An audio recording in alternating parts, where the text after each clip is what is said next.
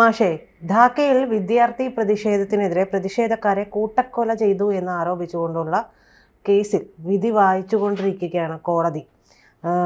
International crimes tribunal 1 നിലവിൽ കേസിൽ വിധി വായിച്ചുകൊണ്ടിരിക്കുന്നത്.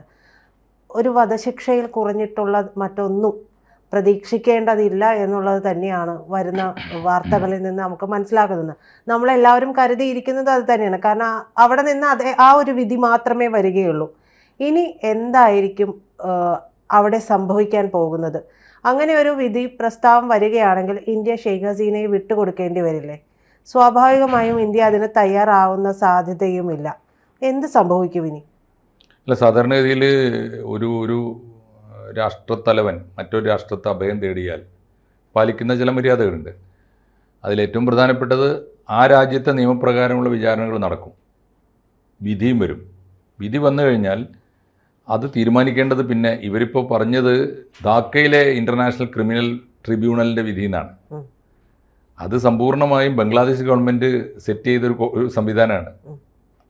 അവരുടെ വിചാരണ, അവരുടെ കോടതി, അവരുടെ ജഡ്ജി, അങ്ങനെയാണ്. ഇൻ്റർനാഷണൽ എന്നൊന്നും അതിന് പേര് പറയുന്നതിൽ അർത്ഥമില്ല. ഇൻ്റർനാഷണൽ എന്ന ഓമന പേരിട്ടത് ഹസീന നാട്ടിലില്ലാത്തതുകൊണ്ട് മാത്രമാണ്, പുറത്തായതുകൊണ്ട് മാത്രമാണ്. അപ്പോൾ സ്വാഭാവികമായിട്ടും അവർ ആ വിധി പ്രഖ്യാപിക്കും. വിധി ഇപ്പോൾ അത് അപ്രതീക്ഷിതമല്ല, അതിൽ കുറഞ്ഞൊന്നും അവർ പറയില്ല. കാരണം ഹസീനയുടെ ചോരയ്ക്ക് വേണ്ടിയാണല്ലോ അവർ ദാഹിച്ചത്, അതിനു വേണ്ടിയാണല്ലോ ആ കലാപം മുഴുവൻ ഉണ്ടാക്കിയത്.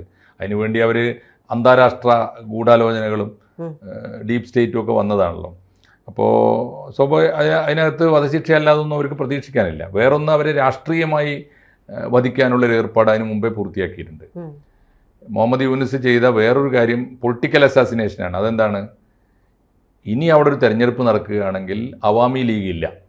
അവാമി ലീഗിനെ പങ്കെടുപ്പിക്കാത്ത തെരഞ്ഞെടുപ്പ്, അത് ആ രാജ്യത്തെ ഏറ്റവും വലിയ രാഷ്ട്രീയ പാർട്ടിയാണ്.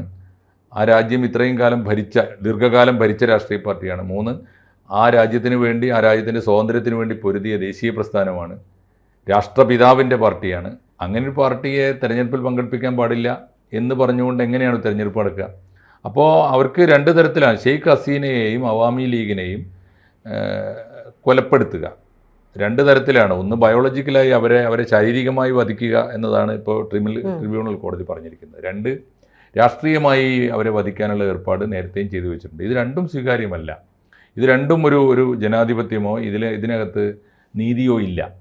ആ ബോധ്യം അന്താരാഷ്ട്ര കോടതിയിലേക്ക് തീർച്ചയായിട്ടും ഇന്ത്യയുടെ മുമ്പിൽ സമ്മർദ്ദം വരും. ഞങ്ങളുടെ നാട്ടിലെ ട്രിബ്യൂണൽ കോടതി വധശിക്ഷയ്ക്ക് വിധിച്ചിരിക്കുന്ന ഈ ഒരു കുറ്റവാളിയെ നിങ്ങൾ തടഞ്ഞു വെച്ചിരിക്കുന്നു എന്ന് പറഞ്ഞ് ഇന്ത്യക്ക് മുമ്പിൽ വരും. ഇന്ത്യ സ്വാഭാവികമായിട്ടും അത് അന്വേഷിക്കുക. ഇൻ്റർനാഷണൽ ട്രിബ്യൂണൽ ഇന്ത്യക്കുണ്ട്, അന്താരാഷ്ട്ര കോടതി ഇവരുണ്ടാക്കുന്നൊന്നുമല്ലല്ലോ. അങ്ങനെ കോടതിക്ക് മുമ്പിൽ ഇത് വരും. അപ്പോൾ അവിടെ നമ്മൾ സമർപ്പിക്കാൻ പോകുന്ന 2 കാര്യം. ഒന്ന്, അവരുടെ ജീവൻ അപകടത്തിലാണ്.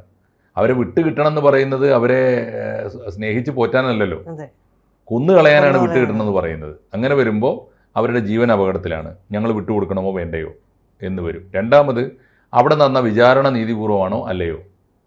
3ാമത്, അവിടെ ഷെയ്ഖ് ഹസീനയും കൂട്ടരും 3 പേരാണ് ആ കേസിൽ പ്രതിയെന്ന് തോന്നുന്നു.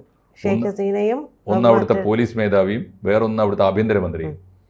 ഈ പോലീസ് മേധാവി മാത്രമാണ് ഇപ്പോൾ അവിടെ ഉള്ളത്. ആഭ്യന്തരമന്ത്രി നാടുവിട്ടിട്ടുണ്ട് നേരത്തെ. ഷെയ്ഖ് ഹസീനെ പറഞ്ഞുകൊണ്ട് തന്നെ നാടുവിട്ടിട്ടുണ്ട്. ഈ ആഭ്യന്തരമന്ത്രി എവിടെയുണ്ടെന്ന് ആർക്കും അറിഞ്ഞുകൂടാ. ഈ 3 പേരാണ്. ഈ 3 പേരെയും ആണ് അവർക്ക് ശരിപ്പെടുത്തേണ്ടത്. അപ്പോൾ എന്തായിരുന്നു സത്യത്തിൽ ആ കേസ് വല്ല അടിസ്ഥാനമുള്ളതാണോ? ഒരു രാജ്യത്തിൻ്റെ പ്രധാനമന്ത്രി ആ രാജ്യത്ത് ഒരു കലാപം നടന്നാൽ എങ്ങനെയാണ് നേരിടുക? അതിലെന്തെങ്കിലും വഴിവിട്ട് ചെയ്തോ? സ്വാഭാവികമായിട്ട് എന്താ ചെയ്യുക? പോലീസ് മേധാവിക്ക്, പട്ടാള മേധാവിക്ക് ഉത്തരവ് കൊടുക്കും. ക്രമസമാധാനം പാലിക്കാൻ വേണ്ടത് ചെയ്യണം. അതെല്ലാ പ്രക്ഷോഭങ്ങളും അപ്പോൾ പോലീസ് എന്താ ചെയ്യുക? സാധാരണഗതിയിൽ ആ നാട്ടിൽ കലാപം കൂട്ടുന്ന പ്രക്ഷോഭകാരികളോട് പോയി പറയും.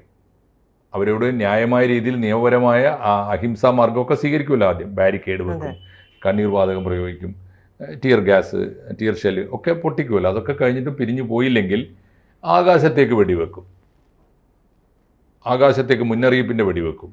എന്നിട്ട് പറയും, നിങ്ങൾ പിരിഞ്ഞു പോയില്ലെങ്കിൽ ഇതാ ഞങ്ങൾക്ക് വെടിവെക്കേണ്ടി വരും. അത്ര വയലൻ്റ് ആയിട്ടുള്ള മോബ്. പിന്നെയും വയലൻ്റ് ആയിട്ട് പോലീസിനെ ആക്രമിക്കുക, പോലീസ് സ്റ്റേഷനുകൾ ആക്രമിക്കുക, മന്ത്രിമന്ദിരങ്ങൾ ആക്രമിക്കുക, പ്രധാനമന്ത്രിയുടെ വസതി ആക്രമിക്കുക.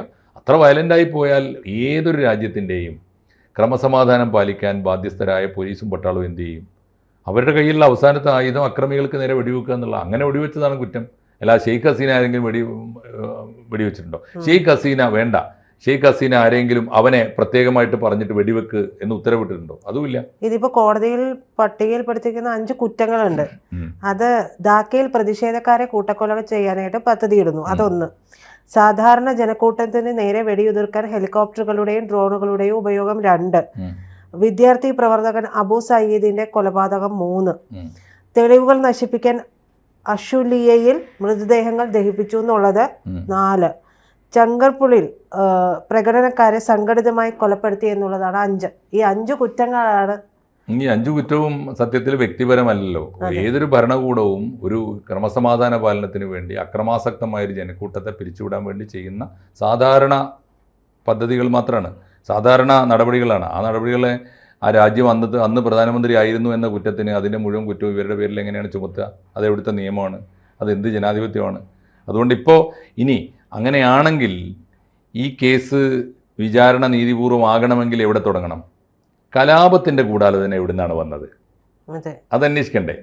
അങ്ങനെയല്ല. ഇപ്പോൾ കലാപം വന്നു കഴിഞ്ഞിട്ട് ഗവൺമെൻറ് എങ്ങനെ നേരിട്ടു എന്നാണ് ഇപ്പോൾ ട്രിബ്യൂണൽ അന്വേഷിച്ചത്.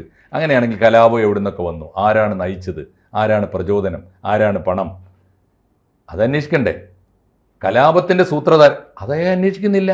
ഒരു രാജ്യത്ത് ഈ കണ്ട അക്രമം മുഴുവനും കാട്ടിക്കൂട്ടിയിട്ട് രാജ്യത്തിൻ്റെ പൊതുസ്വത്ത് മുഴുവൻ തകർത്തിട്ട് പ്രാണനും കൊണ്ട് ആ രാജ്യത്തെ തിരഞ്ഞെടുക്കപ്പെട്ട പ്രധാനമന്ത്രിക്ക്, അവർക്ക് എതിരാളികളുണ്ടായിക്കോട്ടെ, പക്ഷെ തിരഞ്ഞെടുക്കപ്പെട്ട പ്രധാനമന്ത്രിയല്ലേ, അവർക്ക് പ്രാണനും കൊണ്ട് ഓടേണ്ടി വന്നൊരു സാഹചര്യം എങ്ങനെയുണ്ടായി? ഈ കലാപത്തിൻ്റെ പിന്നിലുള്ള ബുദ്ധി എവിടുന്നാണ്? ആസൂത്രണം എവിടുന്നാണ്? പണം എവിടുന്നാണ്?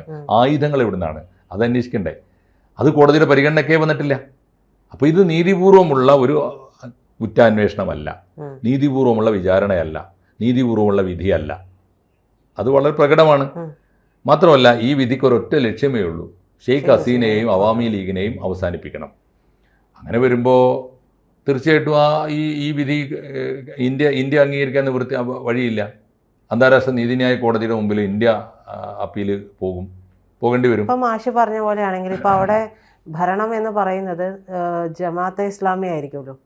ഇപ്പോൾ അവരുടെ തന്നെ ആയിരിക്കുമല്ലോ കോടതി വിധിയും വരുന്നത്. ആണല്ലോ.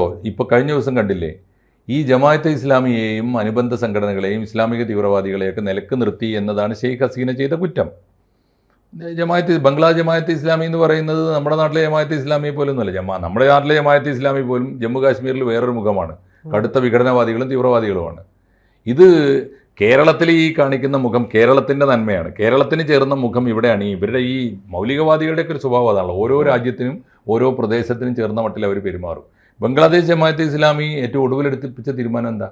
ഏറ്റവും ഒടുവിൽ അവിടെ ഭരിക്കുന്ന മുഹമ്മദ് യൂനുസ് ചീഫ് അഡ്വൈസറെ കൊണ്ട് എടുപ്പിച്ച തീരുമാനം എന്താണെന്നറിയോ? ഇന്ന് വരെ നമുക്ക് കേട്ടുകേൾവിയില്ല. കഴിഞ്ഞ ദിവസം നമ്മളത് ചർച്ച ചെയ്തു. എന്താ വിഷയം എന്നറിയോ? അവിടുത്തെ ബംഗ്ലാദേശിൽ ഇനി അങ്ങോട്ട് ഒരൊറ്റ സ്കൂളിലും ഒരൊറ്റ കോളേജിലും കായിക അധ്യാപകൻ പാടില്ല. ഒരു ഉത്തരവ് എന്ന് വെച്ചാൽ മനുഷ്യൻ്റെ ആരോഗ്യം, ഈ പറയുന്ന കായികാഭ്യാസം, കായിക മത്സരങ്ങൾ, അങ്ങനെയുള്ള സംഗതികൾ ആവശ്യമില്ല. 2, മ്യൂസിക് ടീച്ചർ ആവശ്യമില്ല. കലാധ്യാപകന്മാർ, സംഗീതാധ്യാപകന്മാർ ആവശ്യമില്ല. ഇതാരുടെ പോളിസിയാണ്? ലോകത്തിലെ ലക്ഷണമൊത്ത ഇസ്ലാമിക തീവ്രവാദികളുടെ പോളിസിയാണ്. ആ പോളിസിയിലേക്ക് എന്തൊക്കെ പറഞ്ഞാലും നല്ല കലാകാരന്മാരെ എത്രയോ സംഭാവന ചെയ്തൊരു നാടാണ് ബംഗ്ലാദേശ്. എന്നാലോചിച്ച് നോക്കൂ. നിങ്ങൾ ഗസലിൻ്റെ ചരിത്രം എടുത്ത് നോക്കൂ. ബംഗ്ലാദേശ് ഇപ്പോൾ ഈ പറഞ്ഞ മെഹദിമാരുടെയൊക്കെ ഒരു നാടാണ് ബംഗ്ലാദേശ്. എല്ലാ കലാരൂപങ്ങൾക്കും പേരുകെട്ട നാടാണ്. ഇപ്പോഴും ബാബുൽ സംഗീതവും നമ്മുടെ രവീന്ദ്ര സംഗീതവും ഒക്കെ കൽക്കത്തയിൽ എത്രമാത്രം സജീവമാണോ അത്ര തന്നെ സജീവമാണ് ബംഗാളിലും. അങ്ങനെ ഒരു നാട്ടിലാണ് സംഗീതം പാടില്ല, സംഗീതം ഇസ്ലാമിക വിരുദ്ധമാണ്, അതുകൊണ്ട് പാടില്ല എന്ന് പറയും. ആ നിയമം നടപ്പാക്കി ഇപ്പോൾ കഴിഞ്ഞ ആഴ്ച. അപ്പോൾ ഇസ്ലാമിക തീവ്രവാദികളാണ് ആ നാടിപ്പോൾ ഭരിച്ചുകൊണ്ടിരിക്കുന്നത്, മുഹമ്മദ് യൂനുസ് അല്ല. മുഹമ്മദ് യൂനുസിൻ്റെ ഗതികേട് ആലോചിച്ച് നോക്കൂ. അമേരിക്കൻ സാമ്രാജ്യത്തിൻ്റെ ഒത്താശയോടുകൂടി നോബൽ പ്രൈസൊക്കെ വാങ്ങി ലോകത്തിൻ്റെ അംഗീകാരം നേടിയ ഒരാൾ, ഈ ഗ്രാമീൺ ബാങ്ക് എന്ന് പറയുന്ന സംവിധാനം അദ്ദേഹം കൊണ്ടുവന്നതാണ്. അങ്ങനെ ഒരു മനുഷ്യന് സംഗീതം കേട്ടാൽ എൻ്റെ രാജ്യത്ത് പാടില്ല എന്ന ഉത്തരവിറക്കേണ്ടി വന്നത് എന്തുമാത്രം വലിയ ഗതികേടാണ്. അപ്പോൾ അതിൻ്റെ തുടർച്ചയാണിത്. അവർക്ക് ഷെയ്ഖ് ഹസീനയുടെ ചോരയ്ക്ക് വേണ്ടി അവർ ദാഹിക്കുന്നുണ്ട്. ഷെയ്ഖ് ഹസീനയെ വകവരുത്താൻ അവർ ശ്രമിക്കും. വിട്ടുകൊടുത്താൽ തീർച്ചയായിട്ടും അവരുണ്ടാവില്ല, അത് ഉറപ്പാണ്. കാരണം അവരെ വിട്ടുകൊടുത്താൽ ട്രിബ്യൂണലിൻ്റെ മുമ്പിലേക്കൊന്നും അവർ എത്തിക്കൊള്ളുന്നില്ല, അവരെ വഴിയിലിട്ട് കൊല്ലും. അത്തരത്തിലുള്ള ഏർപ്പാട് ഇങ്ങോട്ട് വരുമ്പോൾ പോലും ആ ഭയം ഉണ്ടായിരുന്നല്ലോ. ഇനിയിപ്പോ പരസ്യമായ ഒരു ഏറ്റുമുട്ടലിലേക്ക് പോവോ ഇതിന്റെ പേരിൽ ഇന്ത്യയും ബംഗ്ലാദേശും? അതിന് സാധ്യതയുണ്ട്. പക്ഷേ ഷെയ്ഖ് ഹസീന ഇതിൽ വളരെ ടാക്റ്റിക്കലായ നിലപാട് ഇന്ത്യ എടുക്കും. ഇന്ത്യ എടുക്കാൻ പോകുന്ന ഒരു നിലപാട് എനിക്ക് തോന്നുന്നത് അന്താരാഷ്ട്ര നീതിന്യായ കോടതിയുടെ മുമ്പിൽ ഇന്ത്യ പറയും, ലെറ്റ് ഷെയ്ഖ് ഹസീന ഡിസൈഡ്. അവർക്ക് തീരുമാനിക്കാമല്ലോ അവർക്ക് എന്ത് വേണം. ഇന്ത്യയാണ് സേഫ് എന്ന് തോന്നുന്നുണ്ടെങ്കിൽ ഞങ്ങൾ അഭയം കൊടുക്കും, അതല്ല അവർക്ക് ജന്മനാട്ടിലേക്ക് പോകണമെന്നാണെങ്കിൽ എപ്പോഴും സന്തോഷത്തോടെ ഞങ്ങൾ യാത്രയാക്കും എന്നൊരു നിലപാടെടുത്താൽ മതി. അപ്പോൾ ഇന്ത്യ പ്രതിയാകുന്നില്ല. അപ്പോഴും അവർക്ക് ഷെയ്ഖ് ഹസീനയെ തന്നെ പ്രതിയാക്കേണ്ടി വരും. ആ കേസിലും ഷെയ്ഖ് ഹസീന വിധിച്ചിട്ടും വന്നില്ല എന്നല്ലേ പറയുക. എന്തിന്? കഴിമരത്തിലേക്ക് വന്നില്ല എന്നേ, അതാണല്ലോ കേസ് വരിക. അത് അവർ കൈകാര്യം ചെയ്തോളാം. അങ്ങനെ വരുമ്പോൾ പിന്നെ അവർക്ക് ചെയ്യാവുന്നത് ഇന്ത്യയോടുള്ള ശത്രുത, ഇന്ത്യയെ ഒളിപ്പിച്ച് അവർക്ക് സംരക്ഷണം കൊടുത്തല്ലോ, ആ ശത്രുത ഇപ്പോഴും അവർക്കുണ്ട്, അതുണ്ടാവുകയും ചെയ്യും. ഇന്ത്യ അങ്ങനെ ഒരു സാഹചര്യത്തിൽ ഷെയ്ഖ് ഹസീനയെ പോലെ ഒരാൾക്ക് അഭയം കൊടുക്കാൻ ഇന്ത്യ അല്ലെങ്കിൽ പിന്നെ ആരാ ഉണ്ടാവുക? അത് നമുക്ക് സന്തോഷത്തോടെ നേരിടാവുന്നതേ ഉള്ളൂ. നമ്മുടെ രാജ്യത്തിന് ഒന്നും കിട്ടാൻ വേണ്ടിയിട്ടല്ലല്ലോ, ഒരു സഹോദരിയുടെ ജീവൻ രക്ഷിക്കാനല്ലേ. അത് ഇന്ത്യ അഭിമാനത്തോടെ ഏറ്റെടുക്കുന്നതാണ് എൻ്റെ വിശ്വാസം. കൂടുതൽ വാർത്തകളും വിശേഷങ്ങളും നിങ്ങളിലേക്ക് എത്താൻ ABC മലയാളം സബ്സ്ക്രൈബ് ചെയ്യുക, ബെൽബട്ടനും അമർത്തുക.